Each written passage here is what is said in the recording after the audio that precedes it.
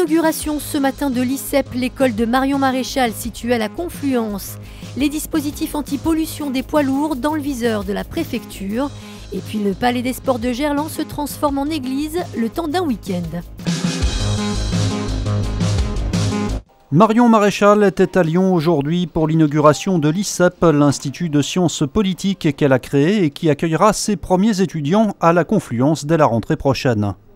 Bien, cela nous a paru assez cohérent, déjà parce que symboliquement, quand on veut former une nouvelle élite politique et économique, sortir de l'entre-soi sociologique parisien, c'était évidemment un symbole fort.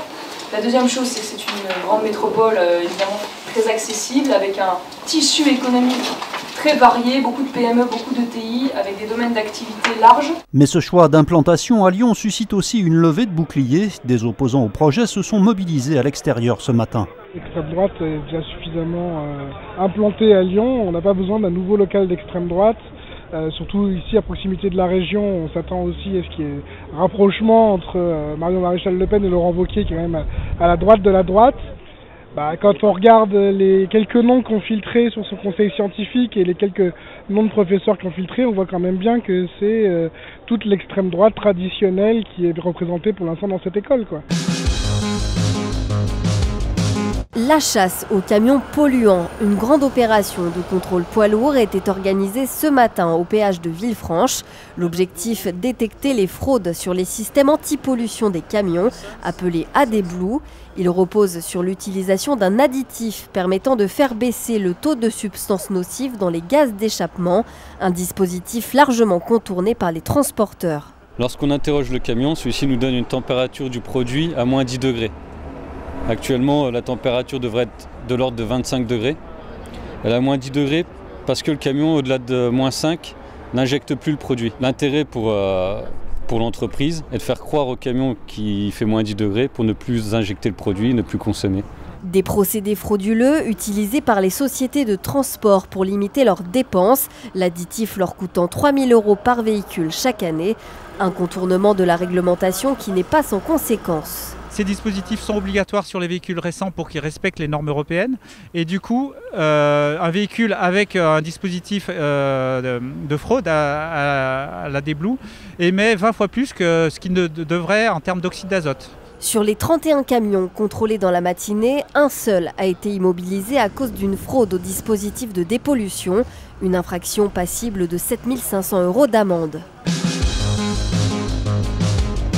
Ce soir, donc, le Palais des Sports se transforme en grande église, en cathédrale d'une certaine manière, on peut le dire.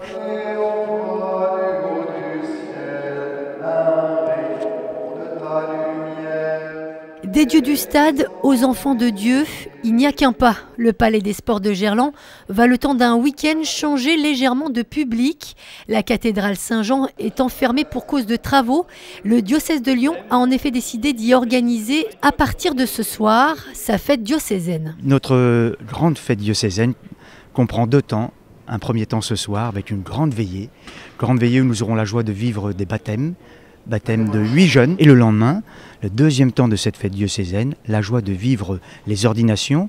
Nous aurons la joie de vivre les ordinations de 4 jeunes diacres et de 6 jeunes prêtres. 6 mois de préparation ont été nécessaires pour organiser ces 2 journées.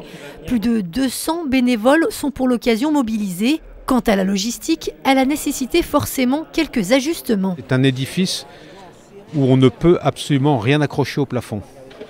Ce qui nécessite évidemment de mettre en place une structure qui supporte l'ensemble des lumières, du son. Vous avez pu voir des crucifix, vous avez pu voir des statues, vous avez pu voir des candélabres. Tout ça, ça n'existe pas ici, il a fallu l'apporter. Donc ça nécessite aussi une gestion des transports. Plus de 10 000 personnes sont attendues sur ces 2 jours. Quant au coût de cet événement, il est gardé secret. Les voies du Seigneur sont décidément impénétrables. Donc là aujourd'hui il y a 3 matchs, Brésil, Costa Rica, Nigeria, Islande et Serbie, Suisse. Et donc là j'ai déjà saisi mes pronostics pour ces 3 matchs-là. Et là je vais mettre 2-0 par exemple. L'idée d'Absolute, cette société villeurbannaise spécialisée dans la conception d'applications pour les professionnels, a décidé d'en créer une pour la Coupe du Monde de football. Elle permet de rentrer des pronostics et d'effectuer un classement entre parieurs. Elle est baptisée La Roue Tourne. On cherchait un nom qui soit un peu évocateur du monde du foot. Et donc, là, en partant un peu dans tous les sens, on a trouvé La roue tourne, donc, qui évoque la fameuse phrase de Ribéry. Et c'est aussi évocateur du concept de l'application, dans le sens où, en fait, si on est premier un jour, on peut être en fin de groupe le jour d'après si on a fait des mauvais pronos. L'application est gratuite et sans publicité. C'est aussi pour ça qu'elle marche, hein, y a vraiment rien du tout. Et du coup, là, ouais, on a des frais fixes de serveurs qui explosent un peu parce qu'on a beaucoup d'utilisateurs simultanés. On a quasiment, je crois, 45 000 utilisateurs par jour qui ouvrent l'application, et puis des énormes pics sur les matchs, à la fin de chaque match. Pour l'instant, l'appli coûte plus qu'elle ne rapporte à ses concepteurs, mais vu son succès, ils envisagent de la développer au-delà de la Coupe du Monde.